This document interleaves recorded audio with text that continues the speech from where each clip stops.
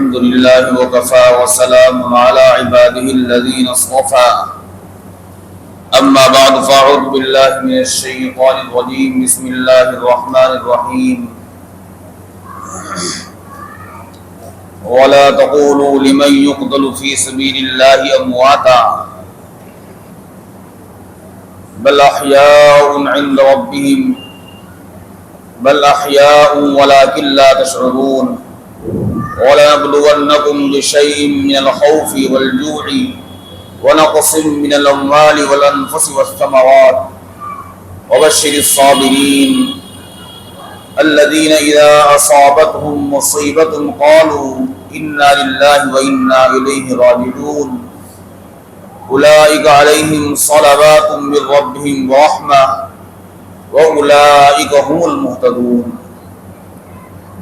وقال النبي صلى الله عليه وسلم الحسن والحسين سيدا الشباب أهل الجنة أو كما قال عليه الصلاة والسلام رب اشرح لي صدري ويسر لي أمري واحلل عقدة من لساني يفقهوا قولي اللهم صل على سيدنا محمد وعلى آل سيدنا محمد وبارك وسلم۔ عزیز بھائیوں، بزرگوں، اس وقت محرم الحرام کا مہینہ چل رہا ہے۔ محرم الحرام کے مہینے میں کئی اہم اور تاریخی واقعات پیش آئے اور یہ اسلامی سال کے اعتبار سے بھی پہلا مہینہ ہے۔ 10 محرم الحرام کو یوم عاشوراء کو ایک ایسا واقعہ پیش آیا جو پوری امت کو، قیامت تک آنے والے لوگوں کو غم زدہ کر گیا اور اس سے بڑا المناک اور غمگین واقعہ کیا ہوگا کہ دنیا کے اندر اور پوری کائنات کے اندر سب سے مقدس اور پاکیزہ خون کو بہا دیا گیا، ان جسموں سے سروں کو جدا کر دیا گیا جن کو بارہ حضور علیہ السلام نے بوسے دیے ہوں۔ حضور علیہ السلام نے ان کو بارہا کھلایا ہو اور بے شمار فضائل ان کے بیان کیے ہوں۔ اسلام کے ماننے والوں نے، اللہ اور اس کے رسول پر ایمان رکھنے والوں نے ایمان والوں کو ہی شہید کر ڈالا۔ 10 محرم الحرام کو ایک المناک واقعہ پیش آیا۔ اگرچہ بڑی تفصیل ہے ان واقعات میں، وقت بھی اجازت نہیں دیتا، وقت کی قلت درکار رہتی ہے، لیکن پھر بھی چند موٹی موٹی باتیں مختصر طور پر عرض کی جائیں گی۔ واقعہ کربلا کا پس منظر کیا ہے، واقعہ کربلا کیوں پیش آیا، اس کے تاریخی حقائق کیا ہیں،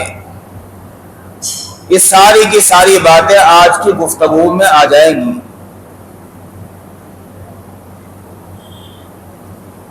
بات دراصل یہاں سے شروع ہوتی ہے کہ حضور علیہ السلام نے جب مکہ مکرمہ سے مدینہ منورہ ہجرت فرمائی تو مدینہ منورہ میں یہود کے 3 قبائل آباد تھے، قبیلہ بنو قریظہ اور قبیلہ بنو نذیر اور قبیلہ قینقاع۔ یہ 3 قبیلے یہودیوں کے حضور علیہ السلام کی ہجرت سے پہلے ہی مدینے میں آباد تھے۔ جب حضور علیہ السلام نے مدینہ منورہ ہجرت فرمائی تو آپ نے یہودیوں سے یہ معاہدہ کیا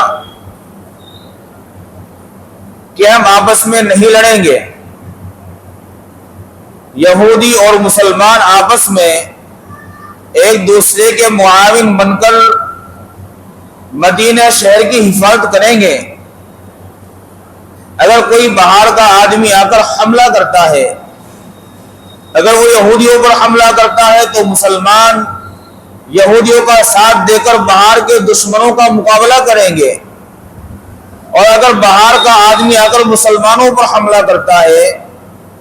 تو پھر یہودی لوگوں کو یہ بات اور اس بات کا عہد اور اس بات کا پابند ہونا پڑے گا کہ وہ مسلمانوں کا ساتھ دیں۔ یہ معاہدہ ہوا اور ان شرائط کے ساتھ مسلمان اور یہود مدینے میں رہنے لگے۔ لیکن یہودی شروع سے ہی خبیث الفطرت ہے، اس کی فطرت میں خباثتیں، دھوکہ بازیاں، بدعہدیاں، مکاریاں، یہ ساری کی ساری چیزیں بھری ہوئی ہیں۔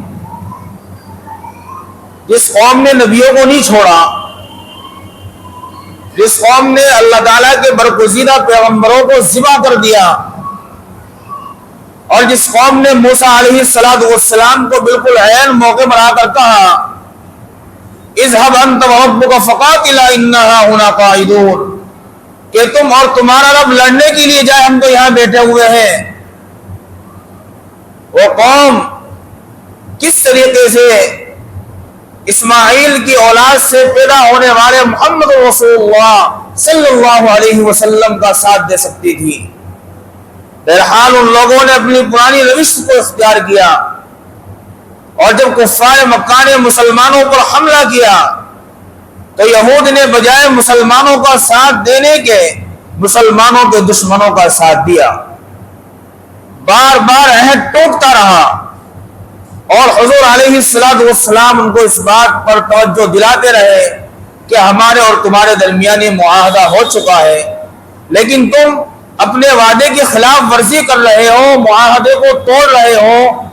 معاہدے میں جو شرائط ہے ان کی پاسداری نہیں کر رہے ہو، تمہیں ان چیزوں سے باز آنا چاہیے۔ جب بار بار یہودیوں کی طرف سے مخالفت کا سامنا کرنا پڑا تو حضور علیہ السلام نے معاہدے کو ختم فرمایا اور یہودیوں کو مدینہ منورہ سے نکال کر باہر کر دیا، اور مدینے سے نکلنے والے یہودی خیبر میں آباد ہوئے، اور وہاں سے بھی وہ اپنی مکاریاں اور اپنی دھوکے بازیاں اور چالاکیاں مسلمانوں کے خلاف اور اسلام کے خلاف کرتے رہے، لیکن وہ کسی بھی صورت کامیاب نہ ہو سکے۔ حضور علیہ السلام کا سن 11 ہجری میں انتقال ہوا۔ اس وقت اسلام 11 لاکھ مربع میل پر پھیل چکا تھا، اور حضور علیہ السلام کے بعد خلافت صدیقی کا دور آیا، اور حضرت ابوبکر صدیق رضی اللہ تعالی عنہ کے زمانے میں اسلام 13 لاکھ مربع میل تک پھیل چکا تھا۔ خلافت صدیقی کے بعد امیر المؤمنین عمر بن خطاب رضی اللہ تعالی عنہ کا دور آیا، اور عمر بن خطاب رضی اللہ تعالی عنہ نے اتنی مضبوط اور اتنی مستحکم طریقے سے حکومت کی کہ ان کے زمانے میں اسلام 22 لاکھ مربع میل تک پہنچ چکا تھا۔ اسلام کی فتوحات کے دروازے کھلے ہوئے تھے، مستقل طور پر جہاد ہو رہا تھا، اسلامی سرحدوں پر صحابہ اکرام اور اسلام کو ماننے والے جہاد میں مصروف تھے،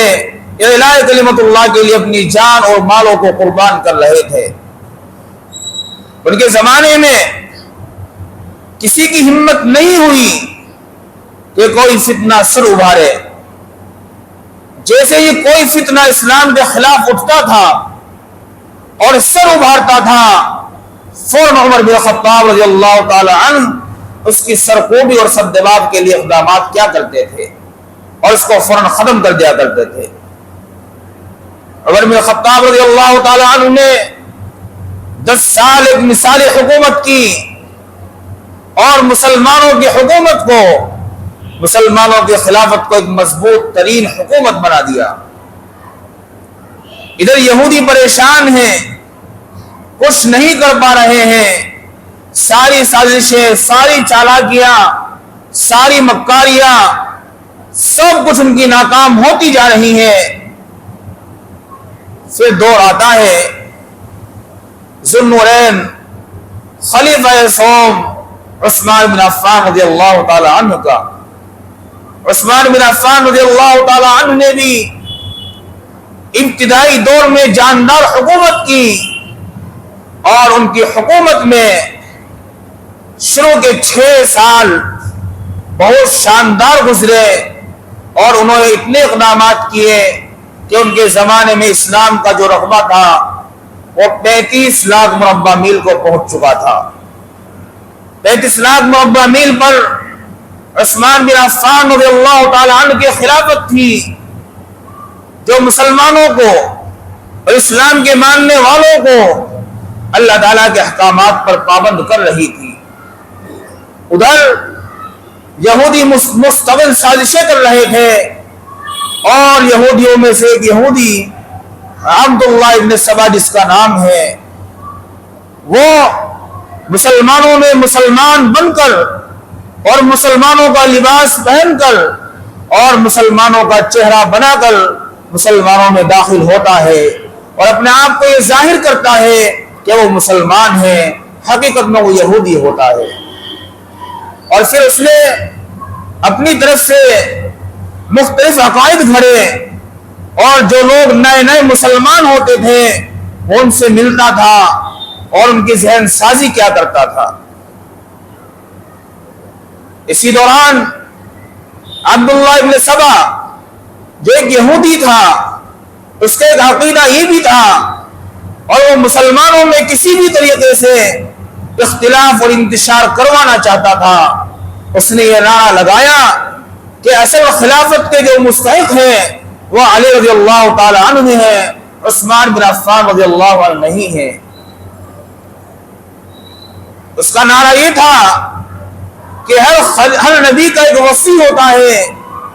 اور محمد رسول اللہ صلی اللہ علیہ وسلم کا وصیت کو پورا کرنے والا یہ علی رضی اللہ تعالی عنہ ہے، عثمان بن عفان کی حکومت کا کوئی حق نہیں بنتا ہے۔ اس کا ایک نعرہ یہ بھی تھا کہ علی رضی اللہ تعالی عنہ نعوذ باللہ عالم الغیب ہیں، وہ غیب کی باتوں کو جاننے والے ہیں، اور اس کا ایک عقیدہ یہ بھی تھا کہ علی رضی اللہ تعالی عنہ خود مختار ہیں، وہ مردے کو زندہ کر سکتے ہیں اور زندے کو موت دے سکتے ہیں۔ اس سارے کے سارے بد عقیدے اور سارے کے سارے برے عقیدے جن کا اسلام سے کوئی تعلق نہیں تھا، وہ اسلامی لباس میں اور اسلامی شکل و صورت میں نئے نئے مسلمان ہونے والے لوگوں کا ذہن بنا رہا تھا۔ ایک شہر سے اسے بھگایا گیا، مصر سے اسے بھگایا گیا، وہ کوفہ گیا، کوفہ سے بھگایا گیا وہ شام گیا، شام سے اسے بھگایا گیا وہ بصرہ گیا۔ یعنی اس کی محنت کرتے کرتے ایک جماعت وجود میں آ گئی جو عثمان بن عفان رضی اللہ تعالی عنہ کی خلافت کے مخالف تھی، اور ان لوگوں کو بلوائی کہا جاتا ہے۔ ہوتے ہوتے ان لوگوں کا یہ نعرہ بلند ہونے لگا کہ عثمان بن عفان خلافت کو چھوڑو اور خلافت کو علی رضی اللہ تعالیٰ عنہ کے سپرد کرو۔ یہ ہوتے ہوتے انہوں نے عثمان بن عفان کے گھر پر حملہ کیا اور ان کا محاصرہ کر لیا،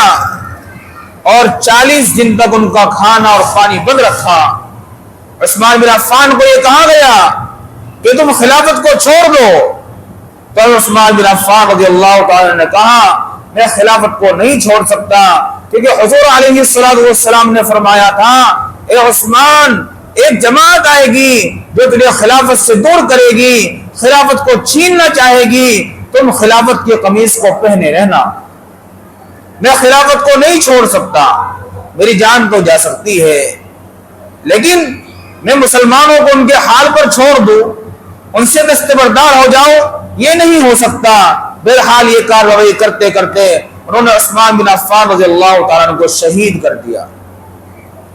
پھر ان کا فتنہ اٹھا اور ان میں سے کچھ لوگ حضرت علی رضی اللہ تعالیٰ عنہ کے لشکر میں شریک ہو گئے اور کچھ لوگ دوسرے لشکروں میں شریک ہو گئے۔ وہاں عبداللہ ابن سبا اپنے حامیوں کے ساتھ اور اپنے معتقدین کے ساتھ فتنہ پھیلاتا رہا اور فتنہ اتنا بڑھا کہ اسی کے نتیجے میں جنگ صفین اور جنگ جمل یہ دونوں جنگیں پیش آئی، جن میں ہزاروں مسلمان شہید ہو گئے اور ہزاروں اسلام کے ماننے والے آپس میں ایک دوسرے پر تلوار تان کر کھڑے ہو گئے۔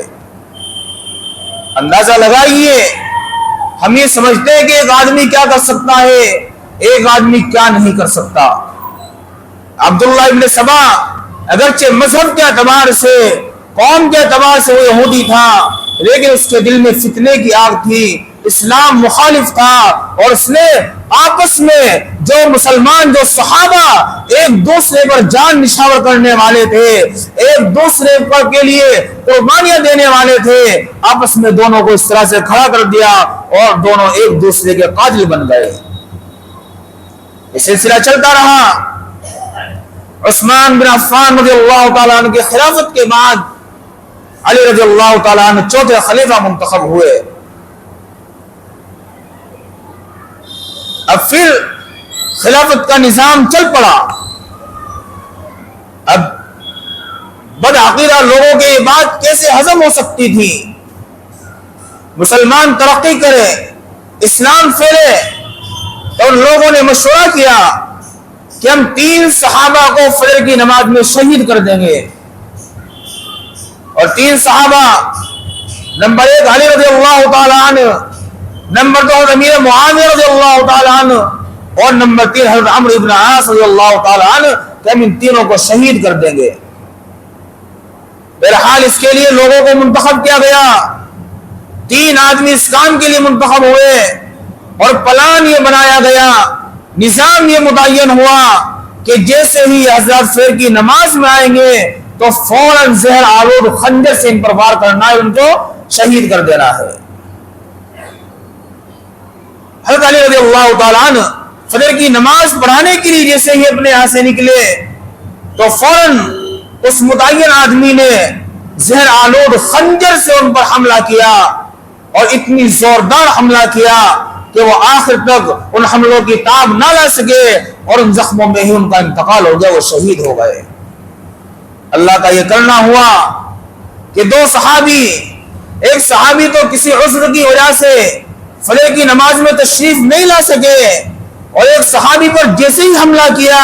تو وہ حملے سے اس کے بچ گئے، اور لوگوں نے حملہ اور کو فوراً پکڑ لیا، تو اللہ تعالیٰ نے ان 2 صحابہ کی حفاظت فرمائی۔ اس طریقے سے مسلمانوں کو بانٹنے کے لیے، مسلمانوں کے اندر امن و امان کو ختم کرنے کے لیے شروع سے ہی باطل طاقتیں سازش کرتی رہی ہے۔ بہرحال علی رضی اللہ تعالیٰ عنہ کا انتقال ہو گیا۔ حضرت علی رضی اللہ تعالیٰ عنہ کے بعد ان کے بڑے بیٹے حضرت حسن رضی اللہ تعالیٰ عنہ نے خلافت کی کمان سنبھالی، اور 6 مہینے انہوں نے بھی خلافت قائم کی، حکومت کی۔ اور جب دیکھا کہ مسلمان 2 گروپ میں بٹ چکے ہیں، ایک گروپ ہے حضرت امیر معاویہ رضی اللہ تعالیٰ عنہ کا، اور دوسرا گروپ ہے حضرت حسن رضی اللہ تعالیٰ عنہ کا، تو حضرت حسن رضی اللہ تعالیٰ عنہ نے 6 مہینے کے بعد خود بخود اپنی سارے خلافت اور سارا نظام حضرت امیر معاویہ رضی اللہ تعالیٰ عنہ کے حوالے کر دیا۔ اور یہ حضور علیہ السلام کی وہ پیشین گوئی تھی جو آپ نے حسن رضی اللہ تعالیٰ عنہ کے بارے میں فرمایا تھا کہ یہ میرا بیٹا سردار ہوگا، اور یہ تو مسلمان جماعتوں میں اتفاق کرائے گا۔ تو 2 مسلمان جماعتیں آمنے سامنے کھڑی تھی، حسن رضی اللہ تعالیٰ عنہ نے اپنی خلافت کو چھوڑ کر اپنے عہدے سے دستبردار ہو کر سارے مسلمانوں کو ایک پلیٹ فارم پر لا کھڑا کیا، اور پھر حضرت معاویہ رضی اللہ تعالیٰ عنہ نے 19 سال حکومت کی، اور اتنی مضبوط ترین حکومت کی کہ ان کے ہوتے ہوئے کوئی فتنہ سر نہ ابھار سکا۔ جو مسلمانوں کے خلاف تھے،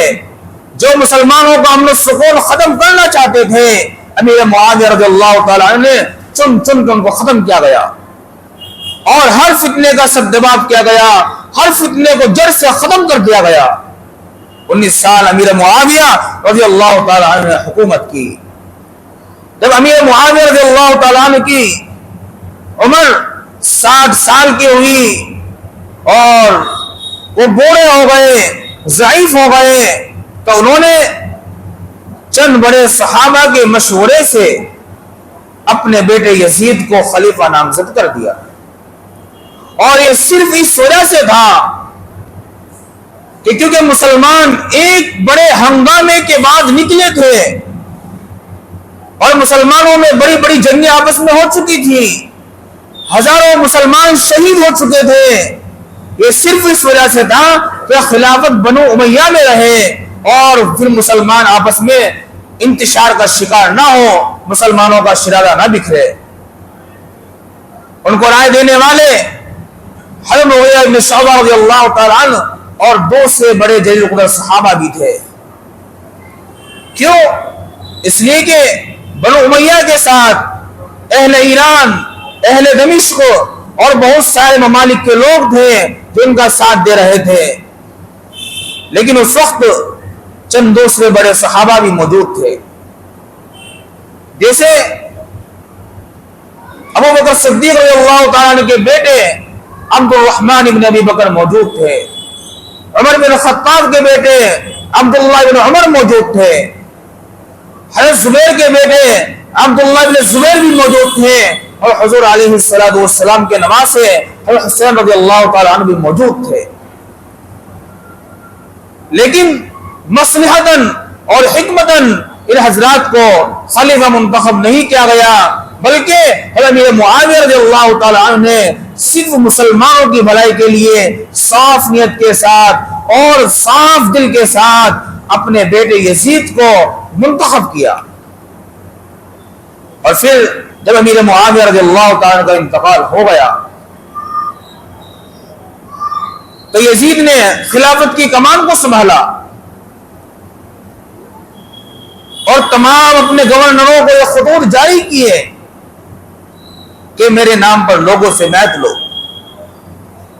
جب یہ خط مدینہ کے والی اور مدینہ کے گورنر ولید ابن عتبہ کے پاس پہنچا تو اس نے اہل مدینہ سے بیعت لی، اور پھر حضرت حسین رضی اللہ تعالیٰ عنہ کو بلا بھیجا، اور عبداللہ بن زبیر رضی اللہ تعالیٰ عنہ جو ابو بکر صدیق رضی اللہ تعالیٰ عنہ کے نواسے ہیں ان کو بلا بھیجا اور کہا کہ خلافت کا نظام اس طرح سے چل رہا ہے، آپ بھی یزید کے ہاتھ پر بیعت کیجئے، اور اپنا ہاتھ آگے بڑھایا۔